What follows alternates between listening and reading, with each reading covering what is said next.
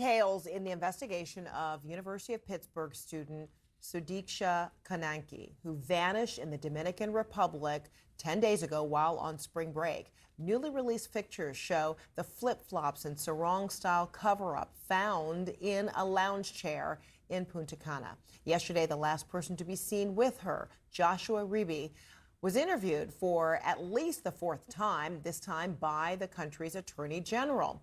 Riibe's parents said in a statement that their son was first questioned without official translators or legal counsel. CNN has reached out to prosecutors regarding the family's allegations. I'd like to bring in now Loudoun County Virginia Sheriff Mike Chapman. That's where Konanki is from and where her parents still live, there in the Loudoun County, Virginia area. Sheriff, good to see you. So two of your detectives actually just returned from the Dominican Republic. What have they learned? We did. We sent two detectives down there. They wanted to interview Joshua as well and to clear up any inconsistencies that he may have had, or that were kind of presented at least through the channels that we got it and also in the press. And I think we pretty much did that. I think some of the inconsistencies had to do probably with the language barrier, Spanish to English, English to Spanish, during the initial interviews. But I think the interview that was conducted, he seemed to be very forthright with our detectives. Seemed to be doing pretty honest and forthright here. And so I think our detectives were pretty satisfied with the way the interview was conducted. And so will your notes, your interview, be used, in concert with Dominican authorities there? How do you see that what you've learned will complement or help in their investigation? Well, the Dominicans obviously have the lead. It's their country. We're working with the FBI as well down there to try to coordinate all of our interviews and investigations. So whatever we're doing is a complement to what they're already doing. I know they've done an exhaustive search and around the beach, in the water, and even on land. So they're doing everything that they possibly can.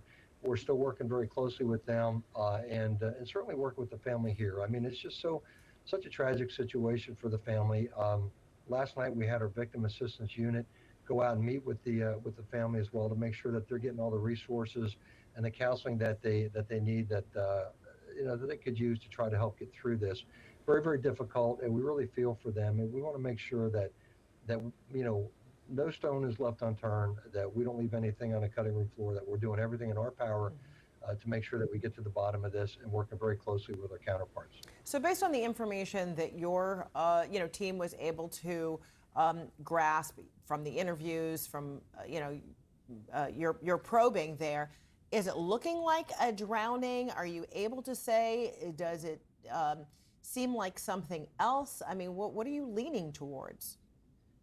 Well, I really don't want to, I don't want to speculate. I mean, right now it remains a missing person, and it'd be improper for me to speculate on what I think it is because she still has not been found. And that's the key, is we want to make sure that, that we find her. And that was the importance of interviewing Joshua again, because he was the last person that we know that was with her. And so it's important that we get to the bottom of everything that he knows and then continue to do a search and look at every possibility. It's still, I mean, it's still premature to make any kind of a judgment call on this. And until we know more, we're not ready to do that.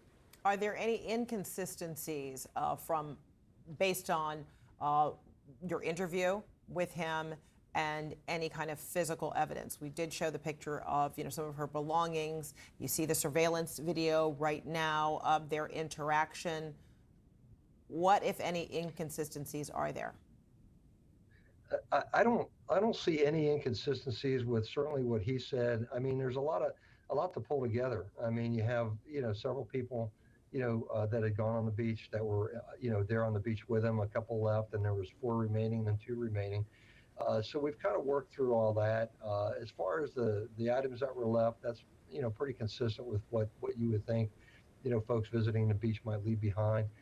We just want to make sure that we're not missing anything along the way, and also working with the authorities to make sure that we're also kind of keeping an eye on this. We want to make sure that there's transparency in this investigation. We don't want it to slip through the cracks. We want to make sure that everything that can possibly be done is being done. Okay. Look, it's still spring break season for a lot of high schoolers and college students throughout March and April, what, if anything, are you recommending to people, families, the conversations they should have about safety as their kids, go to unusual places or perhaps even familiar places? Well, certainly when you travel overseas, I mean, the State Department puts out advisories, and I would take those seriously. When they say, hey, these are the things that you have to look out for within the country, take it seriously and don't just blow it off. I mean, these are things that we really kind of have to keep in the back of our minds as we go.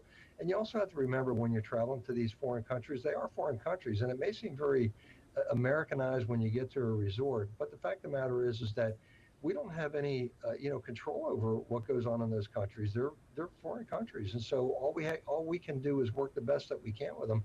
But it's not like in the U.S. where we have more leverage and more control. We really don't have a whole lot. So all we can do is do the best we can to work with them. So it's just good to keep that in mind that we have some limitations to what we can do when we're doing an investigation. That they should take any kind of advisories that they hear about or whatever quite seriously.